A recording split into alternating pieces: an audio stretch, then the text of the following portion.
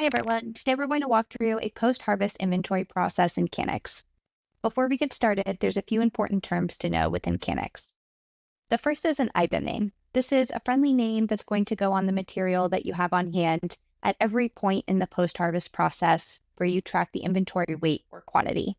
This generally means anytime you change form, so from bulk flour to trimmed flour, or from raw material to a work in progress like crude oil or concentrate, and then to a finished good. This means that you need an item name for each raw material, work in progress, and finished good material that you weigh. These names can be as generic or granular as you would like, but they do need to clearly define what material you have on hand. And when it comes to finished goods, you may want to consider what you want this named on the label because the consumer will see this name as well. Some examples may be bulk Blue Dream flour to signify the material that you have on hand after a harvest, or Blue Dream 1 gram pre-rolls as a result of your finished good. Throughout this process, each inventory package or material is going to receive a package tag. So an entire bulk material processed from your harvest is going to receive one unique ID, and as that transitions to trim or A-buds, it will receive a new package tag for that material, as well as a new item name. We'll show that as we go through a few examples, but this is a unique ID that's assigned to the inventory you have on hand. The next is the production batch. This is an ID to represent a batch of cannabis that was produced and tested together under the same conditions, such as the flour material that came from a single harvest, or a set of pre-rolls that came from the same package or same bulk material. This field also affects your test lineage, and it cannot be changed after a package is created.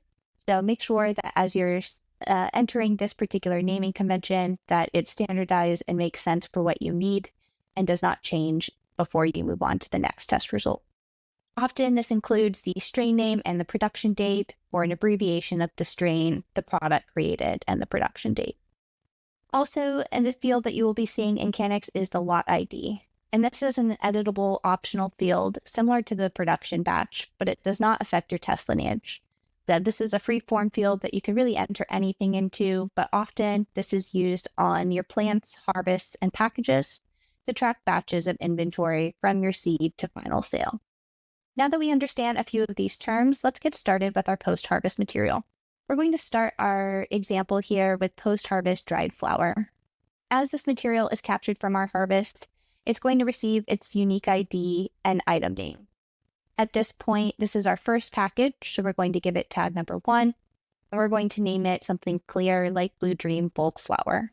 We're also going to be sending this material out for testing, so we're going to give it a production batch at this point, an abbreviation of the strain and its harvested date, and that's going to be what links the test lineage from our test package back to our source package. As that test package is created, it's a small subset of the quantity, and it's going to be created through your split packages action. You'll select the option in the new package creation to designate this new package as a testing package so that it can go to labs on a transfer to be sampled for your test results.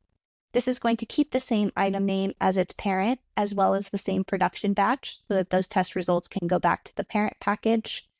And since this is our second package of inventory, it's also going to receive a new tag number 2. As we receive those lab results back, that package is now ready for transfer, or we can break this down into additional material.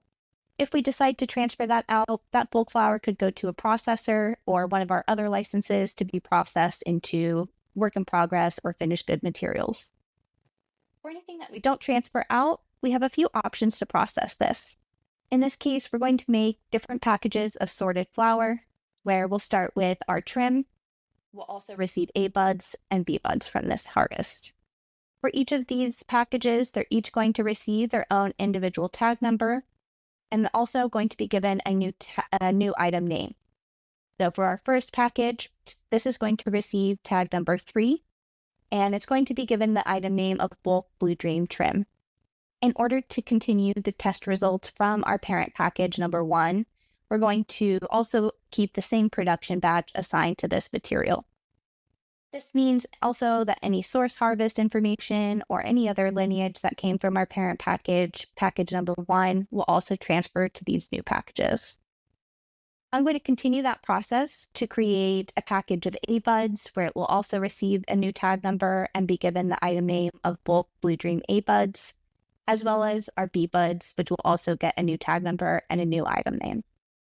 Anything that didn't get packaged, that will remain in our parent package number 1 to be used at a later date, or we can also adjust that material for reasons like waste or moisture loss or any other of the adjustment reasons available to you in your state.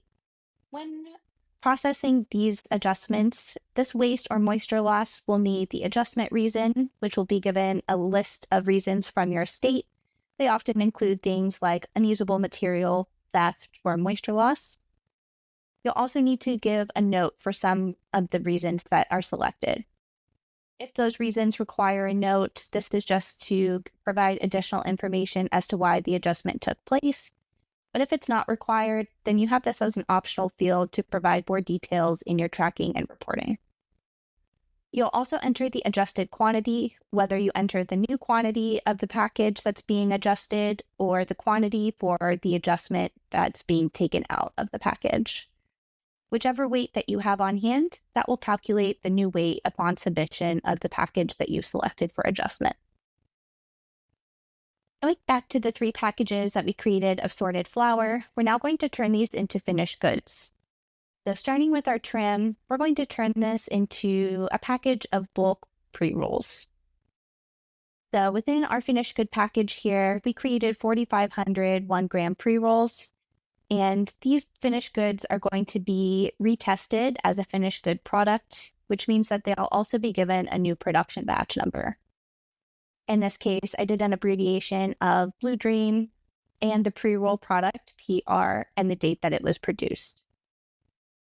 These 4,500 pre-rolls are also going to receive a new tag number, but all of the same information from the harvest and any of the previous packages for the package history will still be available on this package.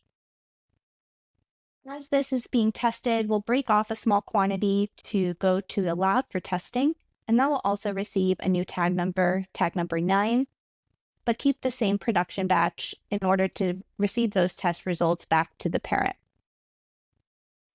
As those test results are received and its test passed, we can now go ahead and sell this package. As this is sold on a sales order, these will receive finished goods labels, so whatever you're going to be packaging them as to go to the retail facility. This also has to follow the requirements and regulations of your state. So make sure that you take a look at the requirements for what type of cannabinoids, terpenes, anything else that might be required to be visible on the label. With what we've sold for $250 each in this particular package, this is going to receive a new tag number 10, and that tag number is going to be used on each individual product that I'm selling. So each pre-roll will also receive tag number 10, along with that finished good label that follows the requirements of your state. If we go back to our sorted flour, we'll now go through and create a case of 8s from our 8 buds. We're creating a package of 4,000 8s from our 8 buds. This is also going to be retested as a finished good, which means it's going to receive a new production batch number along with tag number 6 to represent all 4,000 8s that I've created. Each state has their own requirements for when test results need to be done and on what material, whether that's source material from a harvest or finished goods only. So check your state regulations as to when you need to test material, as well as how much material needs to be tested. For these 4,000, we're going to send a small quantity to the lab for testing, which will receive a new tag number 8, but it will keep the same production batch as our 8th package so that we can return the lab results from this package back to our source. As those packages are test passed, we'll go ahead and sell some of that inventory on a sales order. And the inventory sold will receive a new tag number 11 in this case for the 20 that we've sold. It will keep the same production batch information as the parent package in order to receive the same test results. And you'll see that each 8th is now also going to receive its own finished goods label. Again, follow the regulations within your state for what information needs to be on these labels. But each label will keep the same tag number 11, to represent this final sale. If you have any questions on this packaging process, please reach out to our support team, help@canix.com.